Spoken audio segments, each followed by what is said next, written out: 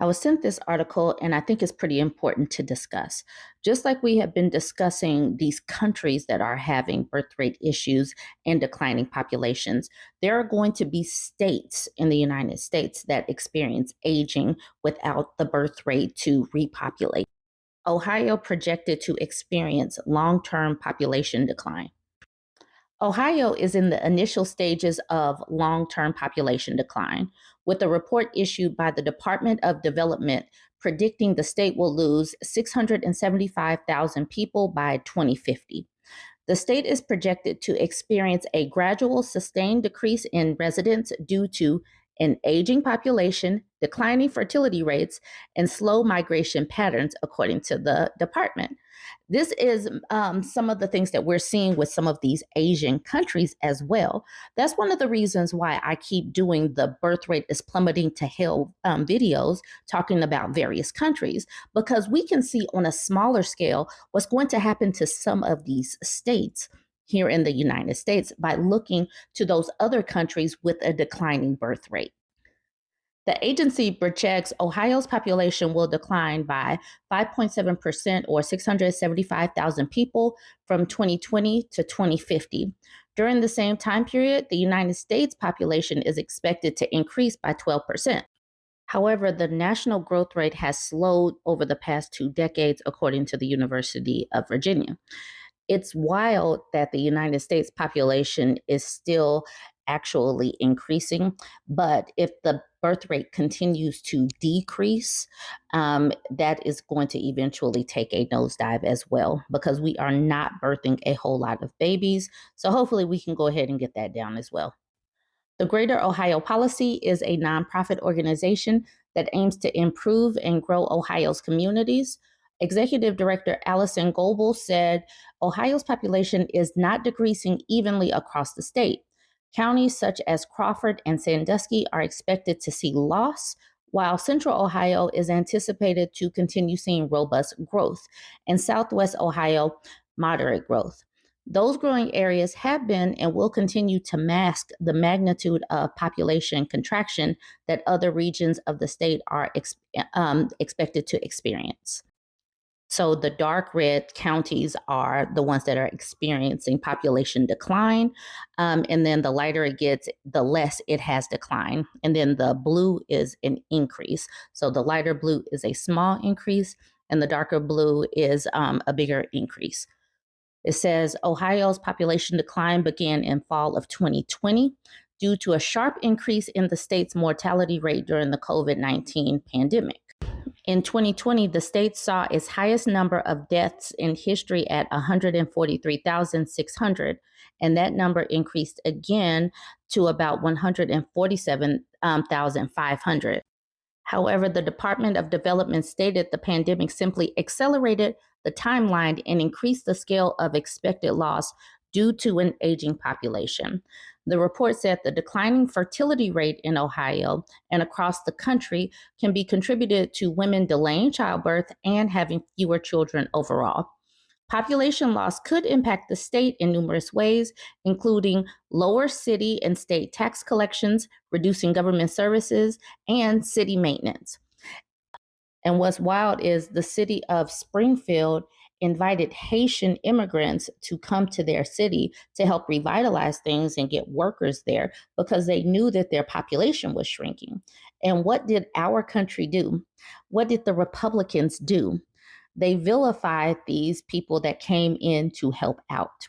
It's going to be wild to see what happens when Trump and them decide to mass deport people who are actually propping up economies and tax revenues and helping to actually work in these cities and states. It's going to be interesting. This part right here, this part.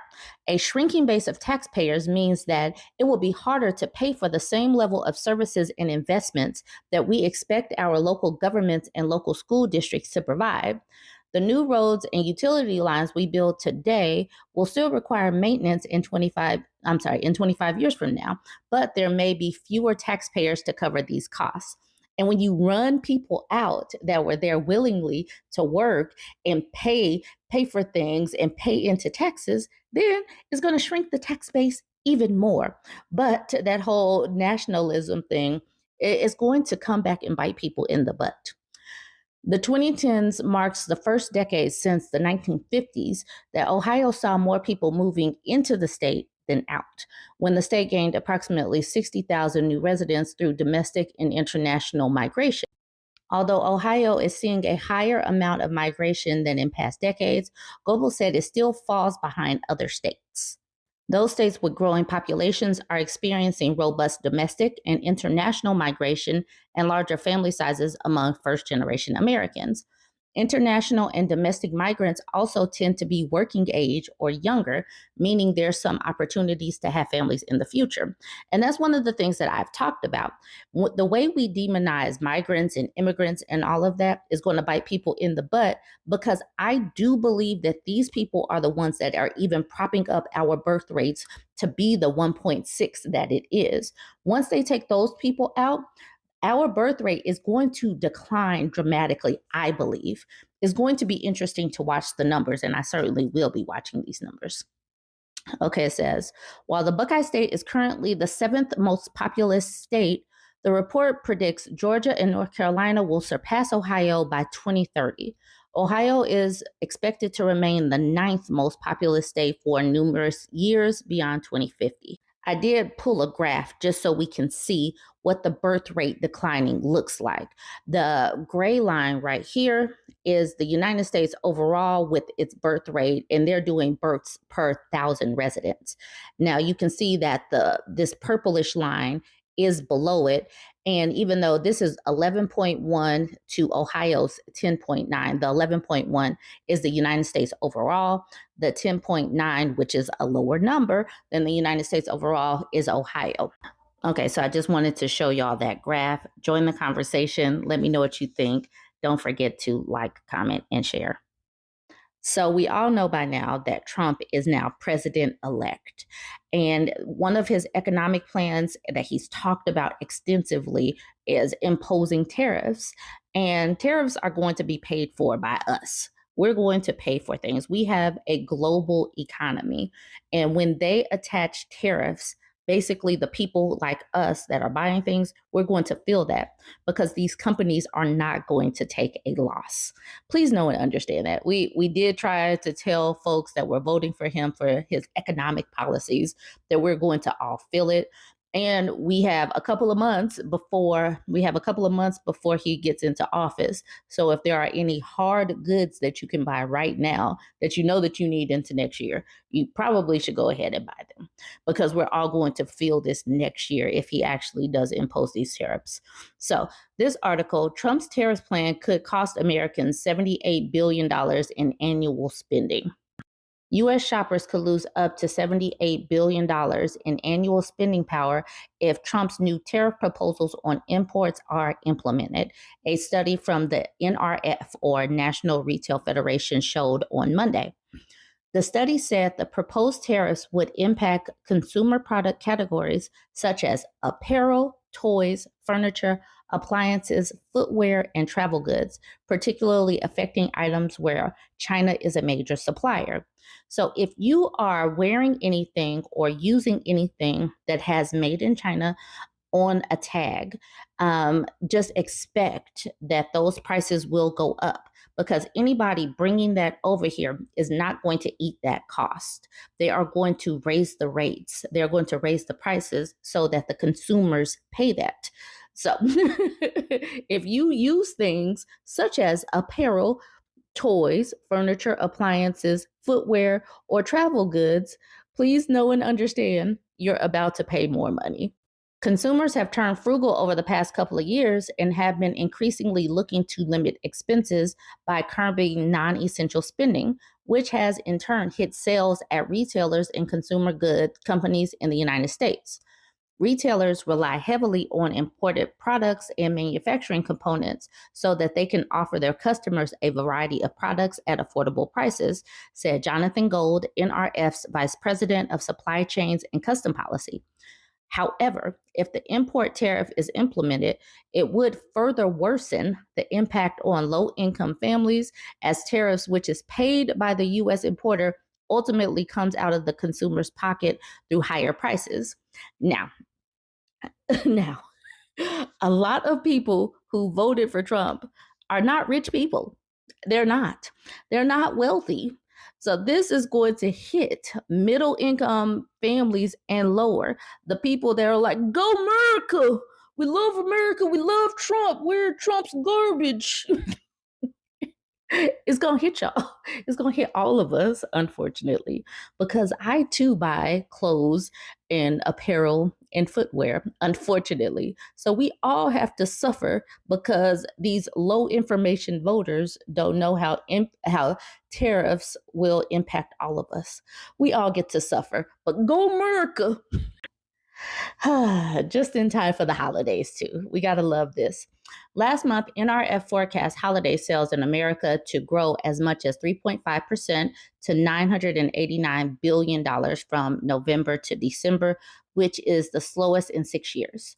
Trump floated the idea of a 10% universal tariff on imports from all foreign countries in an interview with the Washington Post in August of last year, and said February that there would be an additional 60% to 100% tariff on imports from China.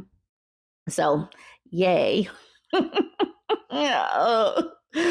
Resigned laugh. Resigned laugh. So I don't know if this screenshot of this is real, and that's not the point. It does get a conversation started, and it does kind of explain what is about to happen or what could potentially happen. So the screenshot says, results have already started. This is from an American woman today. My husband works for a small manufacturing company here in southwestern Pennsylvania. That means most employees are Trump voters. When the president of the company sat them down today to tell them their annual Christmas bonus would not come this year because they now need to purchase at least a year's worth of products prior to January 21st due to the proposed tariffs, they did not understand. My husband said that their president had to explain what a tariff is and how it will directly hurt their company. They all thought the foreign company paid the tariff. This is the level of ignorance voting against their own interests here in Pennsylvania, where we failed American women and children last night. Like I said, I don't know if this story is real, but you do have to think that these businesses are forecasting. They forecast out. They look at what's going to happen next year. And I am sure that they are looking at the business climate that will happen if these tariffs are imposed. So they know that they're going to have to figure out their spending, what they can spend on, where they can cut costs, and all of that. So a bonus might be, that might be the first thing to go. And like I said, I acknowledge that I don't know if this is true or not. It did make other people talk. Alice says, manufacturer here, can confirm we're working with our overseas partners to buy in bulk for the foreseeable future. And Josh says, as you should, prices are about to go up in a very big way. Now, Jake doesn't believe her. He says, you drop ship crayons, Alice. Calm down with all that manufacturer here talk. And she says, I don't drop ship. I manufacture over 50 different products. Drop shipping is the concept of reselling something someone else has created and just marketing it and not even carrying inventory. I design and create products from start to finish. And yeah, crayons are one product. And frankly, one of my easier SKUs. Get the F out of here with this BS that I don't make products. And Lord Ganji says, and will you seek new local partners when tariffs are imposed? And the reason why I'm doing this or I did that screenshot is because of these conversations, because what Alice is doing is speaking to how these small businesses are thinking right now as they're foreshadowing what happens next year. She says, I can try, but honestly, it's effing hard, man. Imagine you have a great partnership with someone that already makes your stuff perfect and to a T. Now you need to sever that relationship and start interviewing new manufacturers that might not either make the products as well, charge you a way higher rate, so why bother switching, or can't make it because they lack certain equipment. It's time consuming, it costs money, it slows down production and R&D, which is research and development of new products. And as a small business, I'm taking on most of this myself with a new purchasing manager I need to hire to help offset the work. The fastest a small business for me to switch from one company to another, assuming there is zero difference in cost and quality, 6 months to a year. And that's fast. Most companies need 2 to 4 years to make these types of changes. And like I said, I'm doing this so that we can see the thought processes that these small businesses have to consider. FM Capital says, I tried to explain this to everyone before elections. As an appliance wholesaler, they didn't listen. Patricia says, I know this firsthand. Bought a washer after 45's tariffs, during his first reign. Whoa, the sticker shock. I doubt prices have come down since. And Dave is a disbeliever. He's like, bozo. When Trump's tariffs hit, prices went down 20%. Okay, Dave. So we have FM Capital again saying, wholesaler here. Orders have been placed. Warehouses cleared for new inventory. We stocked up only the best-selling items. Also, most wholesalers stock up in November for January and February shipment. This person says, was telling my wife and mother-in-law this morning, these people have no idea how tariffs work, but they're about to find out. Oh, well. And then perhaps says, instead of buying from overseas, it could be manufactured here in America. That's the goal, to at least hopefully bring back manufacturing to America. We will see how it works out. It's 100% going to be a rough start.